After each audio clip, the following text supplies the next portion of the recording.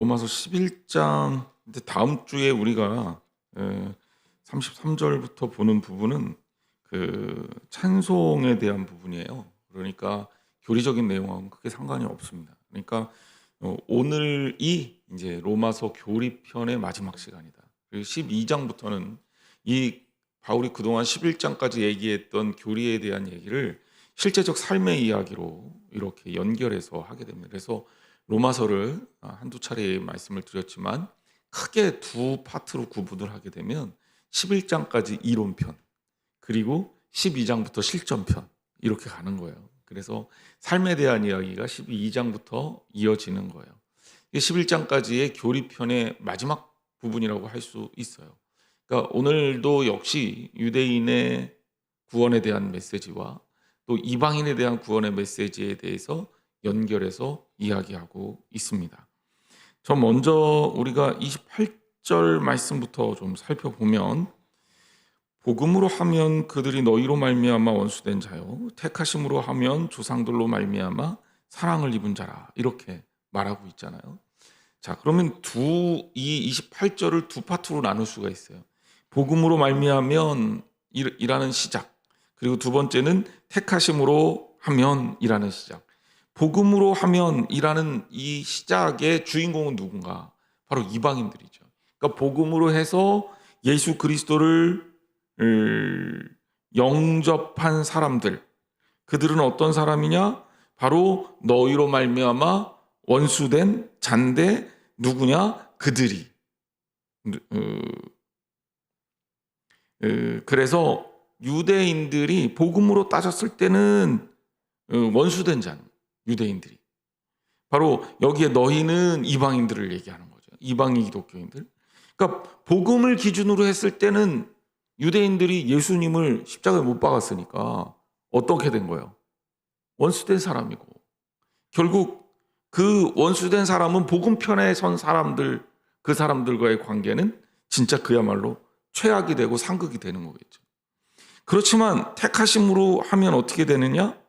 유대인들은 조상들로 말미암아 사랑을 입은 자들이다. 그러니까 어떤 것을 관점으로, 어떤 것을 기준으로 하겠느냐, 그것에 따라 유대인들이 원수된 자가 될 수도 있고 사랑을 입은 자도 될 수 있다는 겁니다. 그러면 이 이야기는 무엇을 얘기하고 있는 거냐? 저는 이제 이 본문을 이렇게 생각해요. 사람들은 자신들이 가지고 있는 권리 혹은 축복, 하나님께 받은 사랑, 이것들에 대해서 누리고 또 그 위치에 대한 책임을 질 줄 알아야 되거든요. 근데 유대인들은 어떤 사람들이었냐면 택하심으로 하나님께 사랑을 입은 사람들이었어요. 그리고 그것들은 그들의 조상으로부터 비롯됐죠. 하나님께서 아브라함을 갈대아 우르 땅에서 부르시고, 우르 땅은 그 메소포타미아 문명의 발상지라 그랬잖아요. 그 수메르 문명이라고 불리우는 그 티그리스 유프라테스 강 유역의 이 아주 번화한 곳에서 하나님께서 끄집어내셨어요. 왜 아브라함이냐? 성경은 설명을 안 해요. 근데 주도적이고 주권적으로 우리가 확인할 수 있는 것은 바로 이 선택의, 택함에 하나님의 의지가 있다는 거예요. 그러니까 하나님께서 그 택함을 하신 가장 커다란 원동력이 뭐겠습니까? 사랑이라는 거예요. 그러니까 오늘 우리도 마찬가지예요. 오늘 우리가 이 자리에 다른 사람들보다 더 특별히 나았기 때문에 이 자리에 있는 거냐? 성경은 그렇게 말하지 않습니다. 우리가 이 자리에 있는 이유는, 내가 하나님께 구원받은 백성으로 서는 이유는 하나님의 주권적인 선택하심이고, 하나님의 그 택하심 아래 흐르는 도도한 물결은 하나님의 사랑이라는 거예요. 그런 면에서 유대인들은 하나님의 사랑을 입은 자들이에요. 그렇죠? 하나님의 사랑을 입은 자들이란 말이에요. 그리고 그 하나님의 사랑을 입은 자들은 결국은 복음이라는 빛 아래에서 은혜를 입은 오늘날 우리들에게도 동일하게 적용되는 겁니다. 근데 유대인들이 어떻게 했어요? 자기들에게 주어진 하나님의 사랑을 발로 뻥 차버렸어요. 그것들에 대해서 감사하고 또 기뻐하고 또 그 안에 누려진 하나님께서 원하시는 책임, 즉 책임이 별것도 안 해요. 그리스도 안에서 살라는 거거든. 즉 율법적으로 얘기하면 하나님의 사랑의 빛 아래서 살라는 거거든. 그런데 유대인들은 이 권한과 이 축복을 온전하게 누리거나 관리하지 못하고 어떻게 했냐면 자신들을 위한, 하나님을 배격하고 자신들을 위한, 그러니까 엄밀하게 얘기하면, 정확하게 얘기해서는 본인들을 위한 것도 아니죠. 본인들을 위해서라면 하나님께 가까이 하는 게 진짜 하나님을, 우리를 위해서거든요. 시편 말씀 그대로 하나님께 가까이 하는 것이 내게 복이잖아요. 그러니까 그게 나를 위한 거예요, 여러분. 신앙생활은 나를 위한 거예요. 본질적으로 나한테 가장 좋은 게 뭐예요? 하나님 나라하고 연결되는 게 가장 좋은 거잖아요.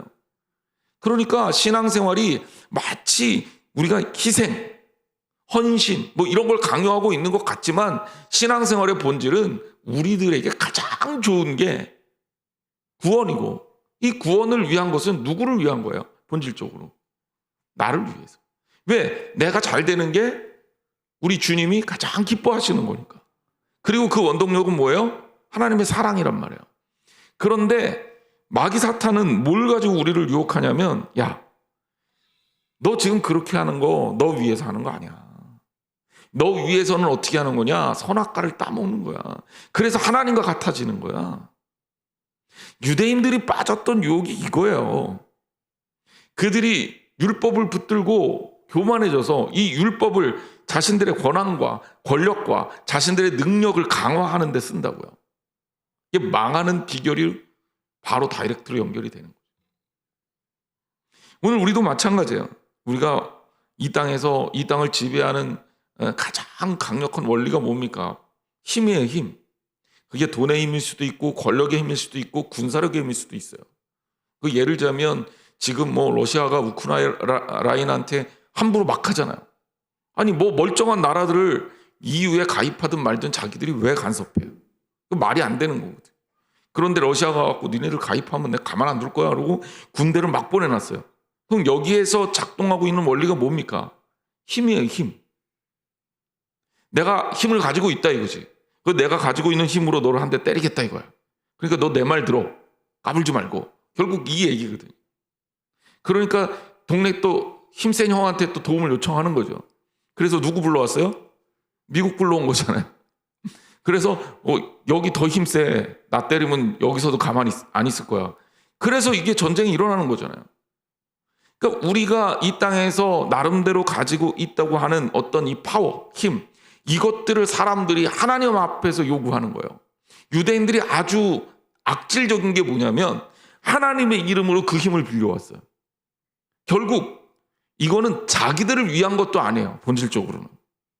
자기들이 망하는 길로 가는 거예요. 근데 마귀 사탄은 우리에게 너 이것을 누려봐. 너 이것을 붙들고 서봐. 너 이것을 붙들고 하나님과 같아져봐. 너 이것을 붙들고 네 마음대로 해봐. 끊임없이 이렇게 유혹하는 거죠. 결국 유대인들은 그 꼬임에 넘어가서 자기들의 왕조를 세웁니다. 그리고 백성들 앞에 하나님께 돌려야 할 영광을 중간에 가로채고 자신들이 만들어낸 룰로 그들을 압박하기 시작했어요. 이게 율법의 잘못된 해석인 거예요.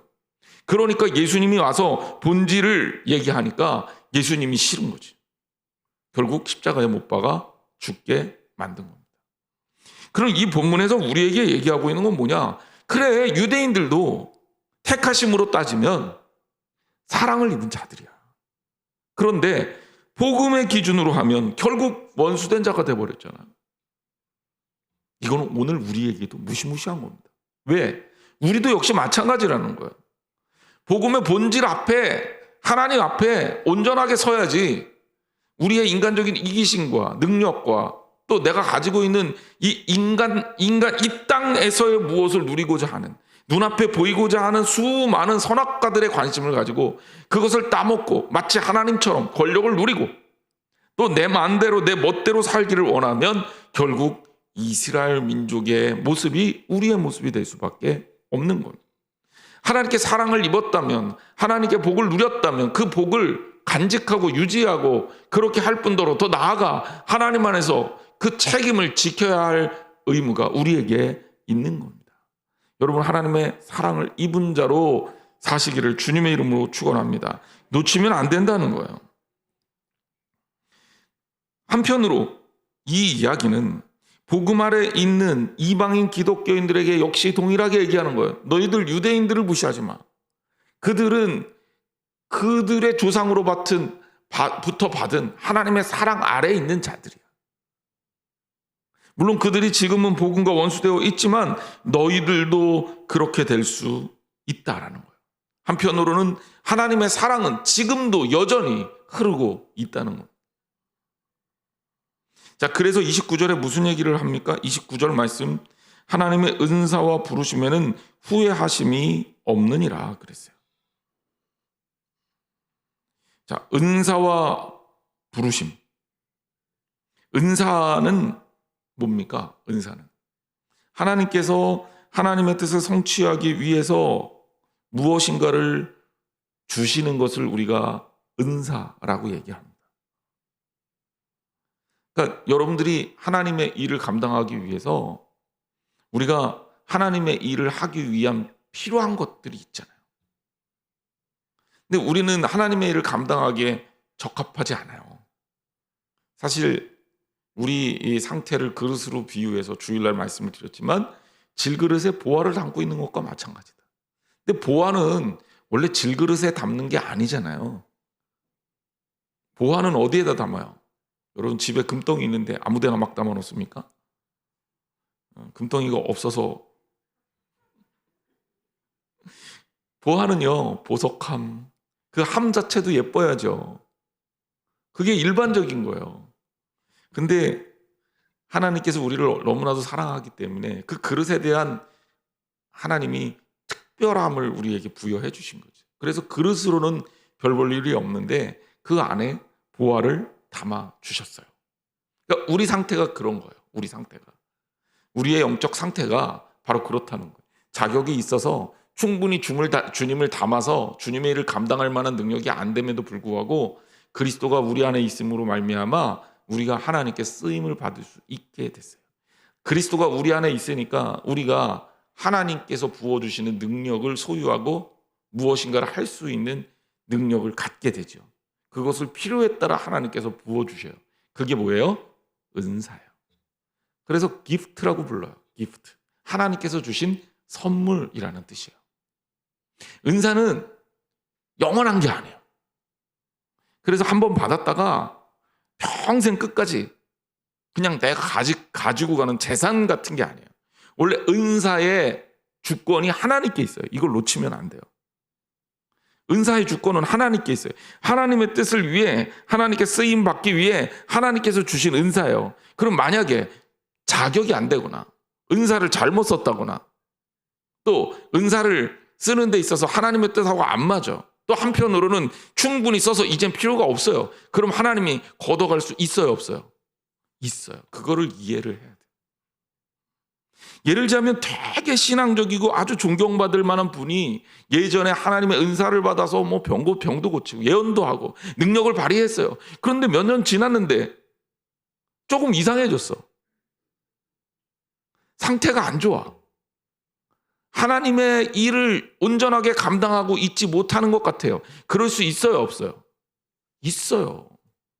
은사를 걷어가시면 그렇게 되는 거예요. 사울이요, 처음에 하나님께 손에 붙들려서 쓰임 받았을 때 얼마나 훌륭했습니까? 마지막에 하나님 버리시니까 사울이 어떤 상태가 돼요?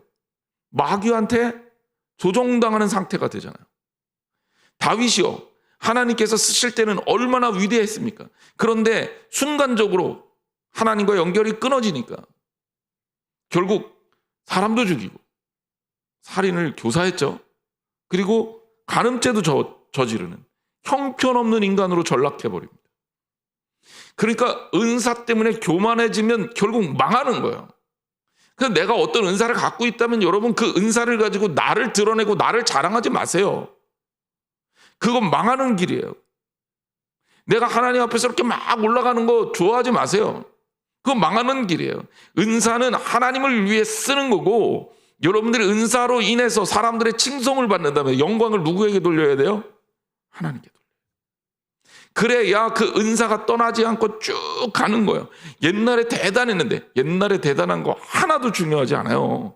왜? 구원은 옛날 영적 상태를 가지고 구원받는 거 아니에요. 구원은 지금 이 순간에 내가 하나님 앞에 어떻게 서 있느냐, 이게 제일 중요한 거예요. 앞으로 열심히 할 것 가지고 구원받는 거 아니에요. 하나님의 평가는 지금 이 순간에 내가 어떤 사람이냐라는 데 있어요. 그러니 과거의 화려한 명성에 집착할 것도 없고 미래의 대단한 가능성에 잠재력에 집착할 것도 없어요.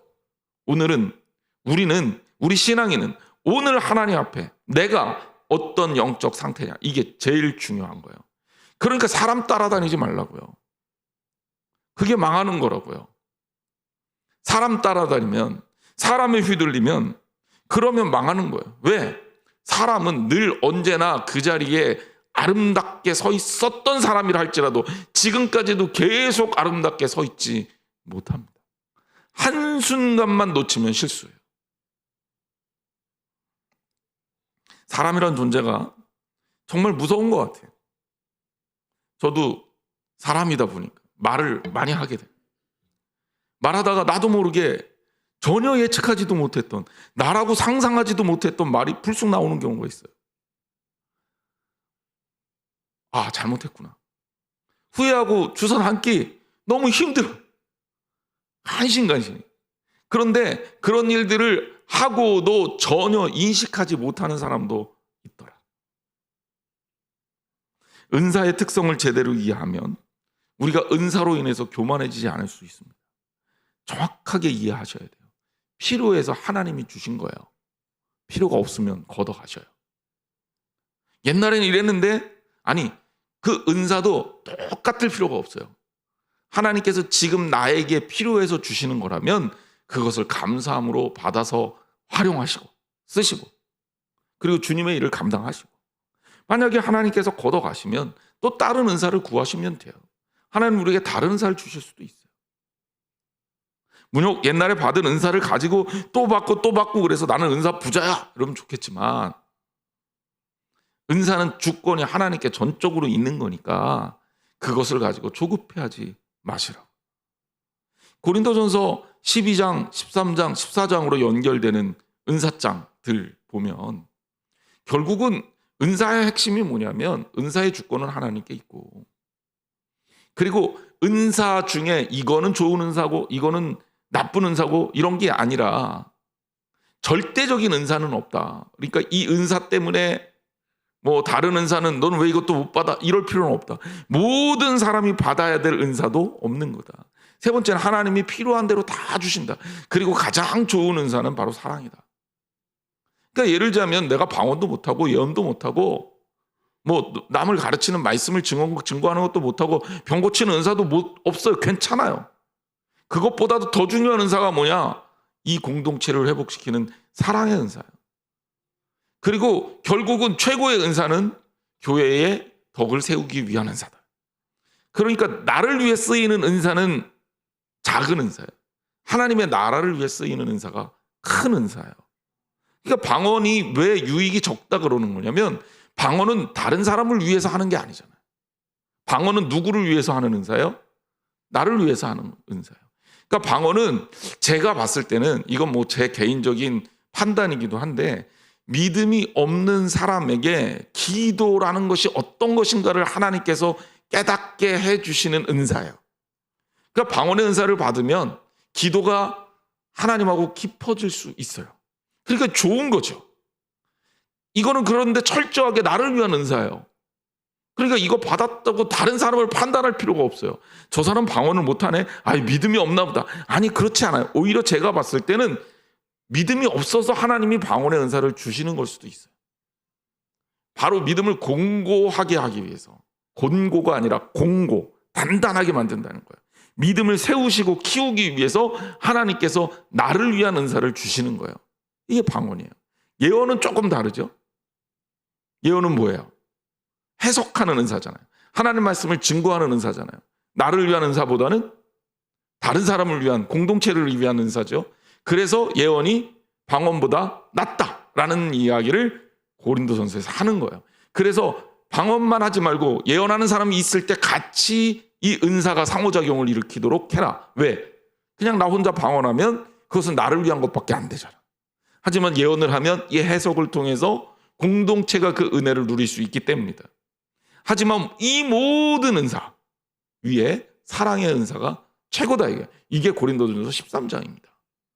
더욱 큰 은사를 사모하라 그러면서 사랑은 이렇게 시작하는 거예요. 그래서 사랑의 은사가 왜 가장 큰 은사냐? 사랑은요, 사람을 살리는 은사예요. 그렇잖아요? 누군가가 방언도 못하고 예언도 못하고 병 고치는 은사도 없고 내가 봤을 때는 비리비리하지만 그 사람 마음 가운데 누군가를 사랑해서 누군가를 위해서 눈물을 흘리고 누군가를 위해서 희생할 수 있다면 그 사람이 최고의 은사를 받은 거예요. 사랑이 많은 사람은요, 예수 그리스도를 마음 아프게 하지 않아요. 사랑이 많은 사람은 분쟁을 일으키지 않아요. 사랑할 수 있는 사람은 갈등을 일으키지 않아요. 그래서 사랑이야말로 가장 귀한 은사예요. 믿음, 소망, 사랑, 이 세 가지는 항상 있을 것인데 그 중에 제일은 뭐다?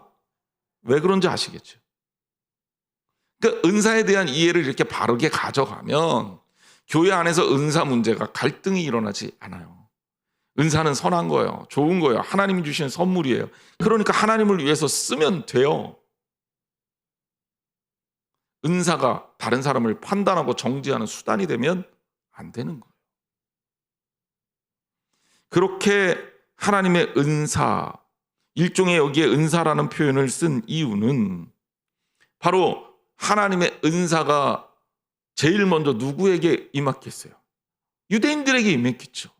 그들의 역사를 보면 은사를 받은 사람이 얼마나 많습니까? 하나님께서 부어주신 은혜와 은사가 얼마나 많았냐는 거죠. 그리고 부르심, 은사와 부르심 할 때 이 부르심은 소위 말해서 콜링이란 말이에요. 콜링. 하나님께서 하나님의 일을 하겠다고 하나님의 사람들을 세워나가는 걸 부르심이라고 말하는 거예요. 그렇죠? 그래서 하나님께서 이스라엘 민족을 세우기 위해서 아브라함 부르셨고, 그리고 출애굽시키기 위해서 모세를 부르셨고, 그리고 가나안 입성을 시키기 위해서 여호수아를 세우셨고, 그리고 하나님의 여러 가지 사역들을 위해서 선지자들을 세우시고 부르셨단 말이에요. 그리고 그 부르심의 역사가 쭉 이어져서 오늘까지 계속 이어지고 있어요. 중요한 건 뭐냐? 하나님의 은사와 부르심에 뭐가 없다?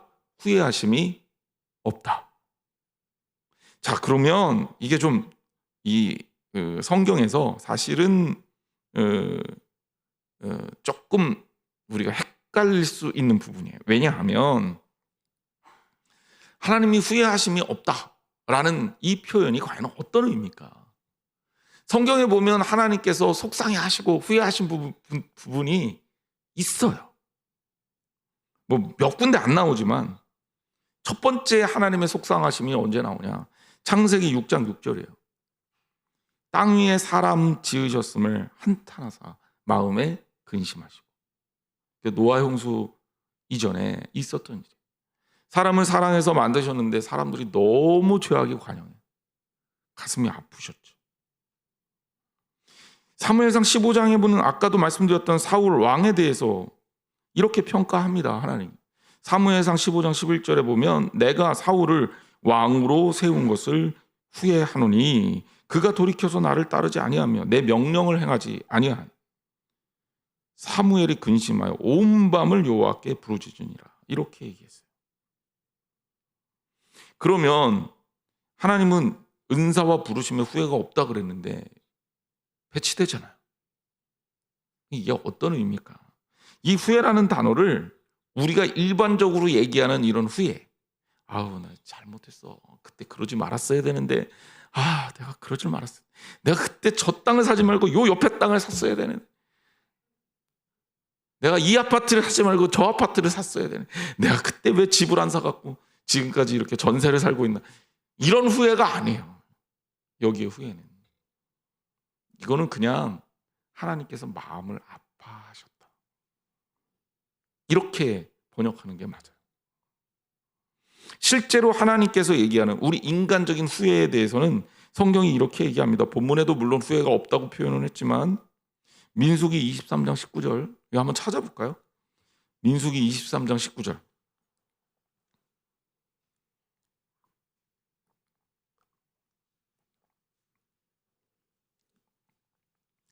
민수기 23장 19절.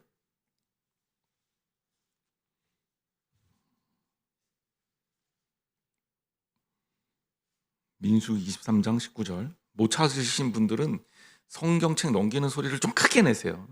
그래야 소리 안 날 때까지 제가 기다리니까. 민수기 23장 19절. 제가 소리 안 날 때까지 기다렸습니다. 같이 한번 읽어볼게요. 시작. 하나님은 사람이 아니시니 거짓말을 하지 않으시고 인생이 아니시니 후회가 없으시도다. 어찌 그 말씀하신 바를 행하지 아니하시며 하신 말씀을 실행하지 않으시랴. 아멘. 하나님이 후회하셔요, 안 하셔요? 그러니까 하나님은 우리가 얘기하는 우리 기준에서의 후회, 이거는 안 하셔요. 하나님은 왜냐하면 실수가 없으시니까 분명하게 하나님의 계획대로 만들어 나가시는 분이에요. 그런데 때로는 마음이 아프실 때는 있어요. 알면서도 힘들고 속상하신 거죠. 너무 인간이 졸라갖고 자격이 안 되는 걸 알면서도 왕으로 세운 사람이 사울이에요. 결국 하나님의 마음이 아프신 거예요. 그러니까 하나님의 후회는 가슴 아픔, 속상함 이런 겁니다. 사무엘상 15장 29절에 보면 이왕이면 이것도 한 번 더 찾아볼까요? 사무엘상 15장 29절.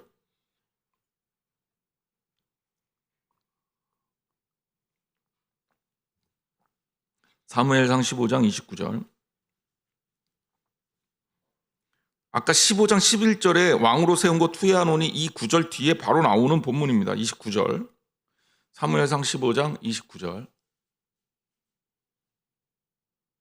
자신 있게 확 넘기세요. 못 찾으셨으면. 제가 기다려야 되니까. 자, 같이 한번 읽어볼까요? 시작. 이스라엘의 지존자는 거짓이나 변개함이 없으시니 그는 사람이 아니심으로 결코 변개하지 않으심이니이다. 아멘. 자, 그럼 결국 이 본문의 핵심은 뭐냐? 하나님은 약속을 반드시 지키시는 분이에요. 이 부분에 대해서는 하나님은 믿을만 하시는 분이에요. 이랬다 저랬다 하시는 분이 아니에요. 내가 이렇게 하겠다 그러면 반드시 그대로 지키시는 분이에요. 그 하나님을 우리가 의심해서 내 기준에 하나님 이런 거야? 하나님 저런 거야? 그리고 왔다 갔다 하다가 망하지 말라는 거예요. 하나님은 변하지 않는 분이고 실수하지 않는 분입니다. 하나님은 완전성과 완결성을 갖고 계셔요. 우리가 우리의 사고에 하나님을 가둬놓고 내 판단으로 하나님을 이랬다 저랬다 나 스스로 그냥 계속 그러니까 계속 신앙생활을 하면서 헤매는 거예요. 하나님은 그대로 말씀 그대로 변하지 않으셔. 하나님 우리 사랑하는데 어느 날 갑자기 사랑하지 않는다? 우리는 그렇게 느낄 수 있어요. 왜? 하나님이 사랑하지 않는다는 게 사랑하는 게 변하는 게 아니라 내가 그렇게 느끼는 거예요. 크면서 아무리 생각해도 우리 부모님은 나를 주워오신 게 틀림없어. 이 생각 해보신 분들 많죠? 아니 진짜 내가 우리 부모님 아들이면 나한테 이렇게 대할 리가 없어 라는 의심이 한 번도 들은 적이 없다. 이러면 정말 잘 크신 분이고요. 그리고 몇 번은 내가 그런 생각 해봤다. 그럼 지극히 정상이에요. 너무 자주 하면 안 되겠지만. 왜냐하면 때로는 우리가 원하는 게, 오늘 새벽 예배 때도 그 말씀 드렸지만 우리는 원하는 게 있고 필요한 게 있어. 원하는 거하고 필요한 건 다른 거예요. 그 원하는 거는 영어로 want라고 그러고 필요한 거는 need라고 그러잖아요. 하나님 앞에서 하나님 나 사랑하니까 내가 원하는 대로 해주세요. 이거는 나의 바람이에요. 나의 바람. 그런데 하나님이 진짜 사랑하시면 내가 원하는 대로 해주시면 안 되는 거죠. 우리 아들이요. 키울 때 참 에피소드가 많은데 돌 같지나 애가 하여튼 손에 잡히면 다 먹었어요. 심지어 물감 우리 딸아이가 이제 그림 그리는데 그림 그리는 그 붓 빤 거 있잖아요. 눈만 돌리면 그것도 먹어요. 그리고 그 목 따가운 콜라를 돌 지난 애가 먹어요. 막 눈만 돌리면 손에서 잡아갖고 막 이렇게 마셔요. 그거 뺏어야 돼요? 놔둬야 돼요? 뺏어야 되죠. 보통 그 나이 또래 아이들은 이제 젖대고 이제 막 이유식을 할까 말까 막 그런 때인데, 물론 우리 아들은 키울 때 이유식을 안 했습니다. 왜냐하면 6개월 지나면서부터 밥을 먹었거든요. 먹는 데 있어서는 아주 특별한 은사가 있는 친구예요. 그 은사라고 불러야 될지 모르겠죠. 그러다 보니까 막 이것저것 아무거나 닥치는 대로 막 먹어요. 그런데 애가 울든 말든 손 안에 있고 위험한 거는 어떻게 해야 돼요? 뺏어야 돼요. 그 아이는 원해. 하지만 내가 뺏으면 이 아이는 얼마나 부모가 서운하겠어요. 서운하니까 우는 거예요. 그런데 아이들만 그러냐고요. 이 땅을 사는 많은 크리스찬들이 그렇다고요.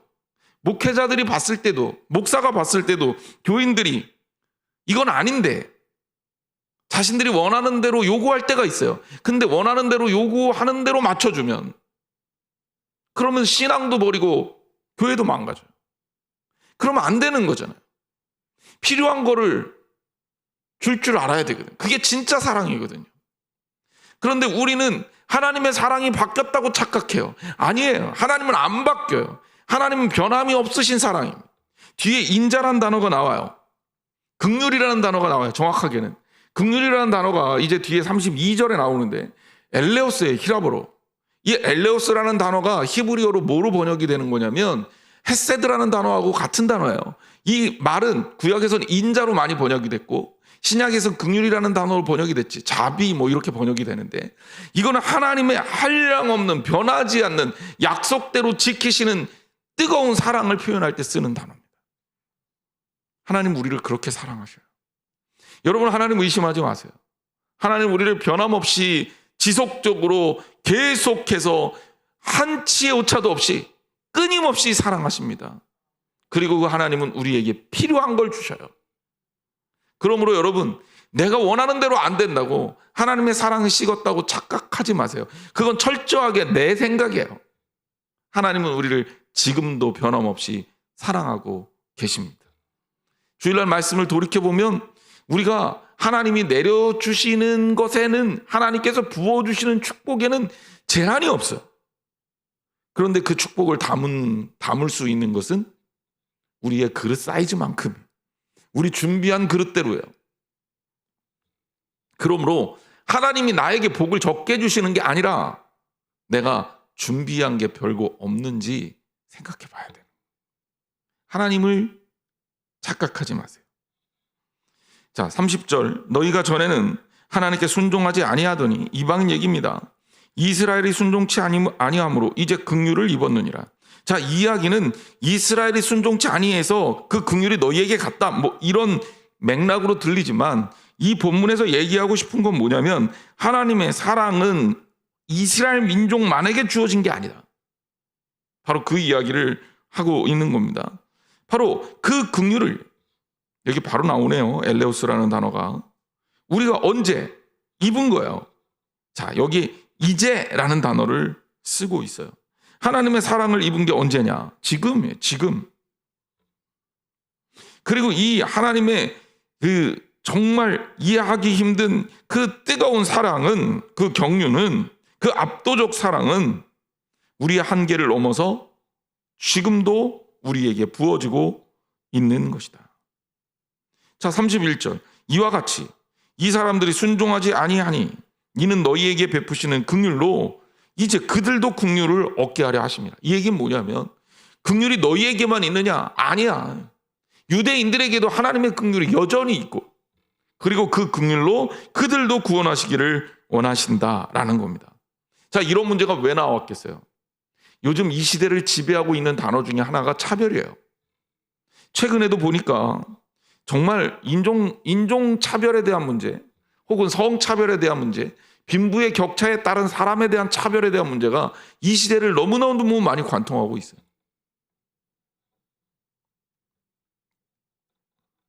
올림픽에서 금메달을 따도 아시안 계열이라고 미국에서 인정하지 않는 사람들이 많대요. 공격하는 사람들이 많대요. 이거 차별이잖아요. 우리 안에서도 그렇잖아요.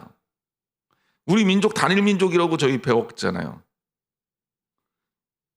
그리고 그렇게 생각하고 컸어요. 그런데 우리나라 사람들만큼 한국 사람들이 한 민족이 이렇게 한 나라를 이루며 사는 나라가 그렇게 많지 않아요. 적어도 우리나라 인구 되는 이런 나라들 중에. 그런데 요 최근에 우리나라 외국인들이 우리나라에 많이 들어오죠. 그래서 어떤 분들은 외국인 노동자들이 들어오면 우리나라 어떡하냐 막 이렇게 걱정하고 막 근심하고 크게 나라가 망할 것처럼 막 걱정하는 사람들이 있어요. 아니 어차피요 우리도 순수혈통 얼마 안 될걸요 따져보면. 원래 우리가 어렸을 때 얘기했던 한국 사람의 특징에 어긋난 사람들 많아요. 저도 그렇고. 일단 쌍꺼풀이 있으면 탈락이에요. 강제로 만든 거 말고요. 그 다음에 머리가 곱슬머리면 이것도 탈락이에요. 우리나라 전통적인 코리안들은 머리가 직모여야 돼요. 여러분 이 특성 다 갖고 있습니까? 엉덩이에 반점이 있어야 된대요. 몽고 반점이죠. 우리 어렸을 때 다 그렇게 배운 거예요. 지금 다 있나요? 그 특성들이 다 살아있어요? 여러분은 나는 정말 전형적인 한국 사람이야 라고 얘기할 만한 특성들을 100% 갖고 있나요? 안 그렇죠. 왜 그렇습니까? 섞여서 그래요. 유전자 검사를 해보면 한국인의 특질적인 유전자가 우리 안에 있지요. 근데 사람마다 다 다르단 말이에요. 그리고 어떤 사람들은 한국 사람이라기보다는 일본 사람이나 저 중국인들의 유전자가 더 가까이 강하게 나타나는 사람이 있어요. 우리도 검사를 안 해봐서 그렇지. 그러면 그렇다고 나는 한국 사람 아닙니까? 외국인들이 우리나라에 들어와서 일하면 그들이 일하고 일자리를 하고 한국 사람으로 살 수 있게 도와주는 것들, 이런 것들이 그 나라의 굉장히 중요한 문화가 돼야 돼요. 그리고 어느 민족이나 어느 나라나 하나의 문화권이 존재하는 것보다는 여러 문화권이 존재하는 게 훨씬 더 유리합니다. 성장이나 발전에 있어서. 그래서 고대 문명의 발상지는 다 강유역이에요. 왜? 거기 사람들이 다 모이니까. 문물이 발전하려면 섞여야 돼요. 이런 얘기해서 좀 그렇지만 개도요. 진짜 유전학적으로 가장 좋은 개는 잡종이래요. 안 믿으시나 본데 진짜 그렇대요. 왜냐면 더 건강하고. 왜? 그 시골에 있는 우리가 이제 변견이라고 불리웠던 그 강아지들 있잖아요. 요새는 그런 강아지를 뭐 품종 관리한다고 많이 없어졌는데 그런 강아지들 막 키워도요 진짜 잘 커요. 쑥쑥 크잖아요. 얘네들이 유전자가 우월한 거예요. 훨씬 더 잘 사는 거죠. 그런데 우리가 이렇게 차별하는 습관 때문에 인류의 비극이 일어난 거거든요. 이 성경에서 말하면 초대 기독교의 공동체의 문제는 유대인과 이방인의 갈등, 헬라파 유대인과 히브리파 유대인들의 갈등, 이게 교회 안에서 일어나는 너무 심각한 문제였단 말이에요. 복음을 독점한 것처럼 착각하는 것. 그런데 하나님이 어떤 민족에게 특별히 복음을 더 많이 사랑해서 나눠주셨냐고요. 중동 사람들이 하나님을 믿으면 이 사람들은 원래 이슬람 문화권에 있던 사람들이니까 하나님이 기뻐하지 않고 니들은 안 돼 그러고 자르시겠냐고요. 아니잖아요. 그렇게 따지면 우리나라는 더더욱 볼 일 없어요. 별 볼 일 없어요. 이슬람 사람들은요 그래도 혈통상으로 아브라함의 아들의 계보를 따르는 거 아니에요. 이스마엘의 계보를. 근데 우리는 어때요? 우리 계보는 성경의 계보로 따질 때 우리 계보는 요즘 젊은 친구들 얘기하는 대로 듣보잡이에요. 아무것도 없잖아요. 우리가 억지로 막 끼워 맞히는 뭐 사람들도 있어요. 그거 다 억지로 껴다 맞추는 거지. 물론 아무도 몰라 어떻게 역사했는지. 중요한 건 뭐예요? 하나님의 사랑은 민족과 종교를 넘어서 하나님의 사랑은 강력하게 우리들에게 누구나 다에게 존재하고 있다는 거예요. 그럼 우리가 정치적으로, 인종적으로, 혹은 피부색으로, 혹은 부의 격차에 의해서 누군가를 판단하고 차별하는 거 하나님 기뻐하실까요? 요즘 나오는 동성애 문제 이런 문제가 아니라 차별금지법 뭐 그런 얘기가 아니라 제가 얘기하는 본질적인 얘기를 하는 거예요. 성경에서 말하고 있는 이 문제도 결국은 그 당시에 일어났던 수많은 갈등과 싸움들을 바울이 중재하기 위해서 복음의 본질을 들이댄 거란 말이에요. 너희들 안에 사랑하는 마음이 가장 중요한 거예요. 그리고 하나님의 구원은 유대인이나 헬라인이나 상관없이 모두 하나님의 긍휼 아래에 있다. 자, 이게 결론이에요. 32절 말씀. 우리 같이 한번 읽어보겠습니다. 32절. 같이 읽겠습니다. 하나님이 모든 사람을 순종하지 아니한 가운데 가두어 두심은 모든 사람에게 긍휼을 베풀려 하심이로다. 아멘. 이 뒷말이 결국 로마서의 교리의 핵심이란 말이에요. 모든 사람에게 긍휼을 베풀려 하십니다. 순종하지 아니하는 가운데 가두어 두심. 이것도 사실 엄밀하게 얘기하면 강제로 하나님이 우리를 순종하지 않게 만든다는 얘기가 아니라 우리가 순종하지 않는 상태임을 깨닫게 한다는 얘기예요. 왜 그렇게 하시겠냐는 거예요. 우리가 하나님의 은혜를 받은 사람이라는 것을 알게 하기 위해서는. 우리가 죄인인 줄 알아야 회개할 거 아니에요. 우리가 죄인인 줄 알아야 하나님 앞에 용서를 구하고 하나님의 사랑을 깨달을 거 아니에요. 내가 좀 모자랐구나라는 것을 알아야 아버지 사랑이 그리워지는 거잖아요. 남자들은요, 군대 가면 부모님 생각하며 울어본 경험들이 대부분 있을 것 같아요. 저도 훈련소 때요, 훈련을 받는데 너무 힘들더라고요. 더군다나 군대도 늦게 갔으니 29에 갔잖아요. 그 병사들 20대 초반에 팔팔할 때 갔으면 좀 덜 힘들었을지도 모르겠는데, 물론 저희가 좀 훈련을 세게 받진 않아요. 목사님들이라고 좀 봐주는 것도 있기는 하죠. 그래도 코스 자체는 장기훈련 그대로 받으니까 좀 서럽고 힘들 때가 있어요. 이 나이에 내가 겨야 되냐, 막 이런 생각을 하는 거죠. 근데 어느 날 너무 힘든데 부모님 생각을 하니까, 또 그때가 어버이 주일이었어요.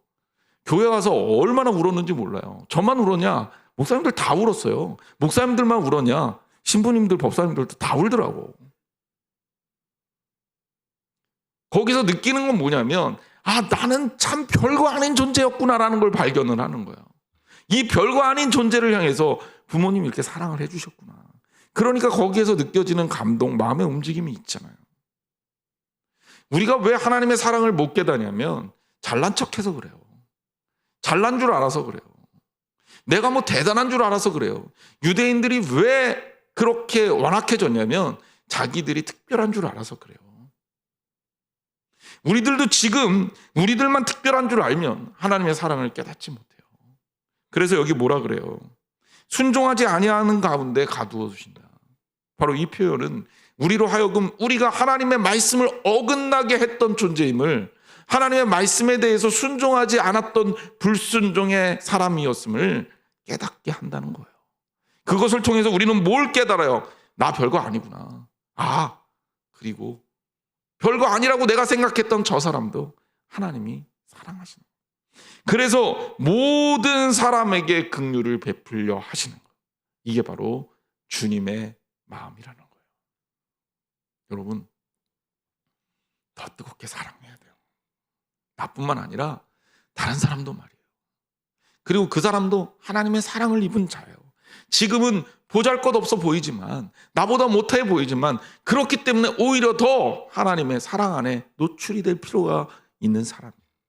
나요, 교만하게 생각하지 마세요. 내가 오늘 이 자리에 있는 것도 하나님의 사랑 때문이에요.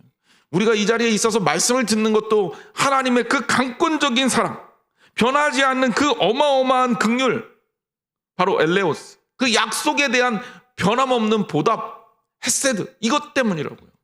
내가 잘나서 이 자리에 있는 거 아니거든.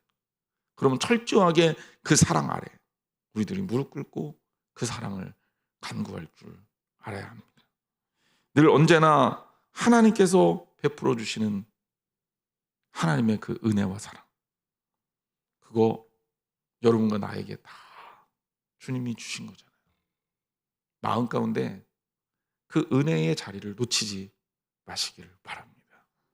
그래서 비록 내가 지금 어려움을 겪고 있다 할지라도, 심지어 하나님이 오늘 나를 데려가신다 하더라도 하나님의 사랑 안에 있는 우리들이 하나님의 사랑에서 끊어질 것이 없는데 죽음조차도 그 모든 원리 속에서도 어떠한 것도 칼도 어떤 적신도 어떤 죽음도 나를 하나님의 사랑에서 끌어놓을 수 없는데 내가 지금 어떠한 상황에 있더라도 나는 그래서 감사할 수 있는 거예요. 하나님의 은혜와 긍휼을 받은 자로 말이에요. 여러분 오늘도 주 안에서 감사하게 여기고 더욱더 넓은 마음으로 하나님이 주시는 사랑으로 더 뜨겁게 사랑하시고 연약한 사람들을 도우시고 예수님 말씀 그대로 품으시고 우리가 서로 주님 앞에서 아름답게 세워지기를 주님의 이름으로 축원합니다.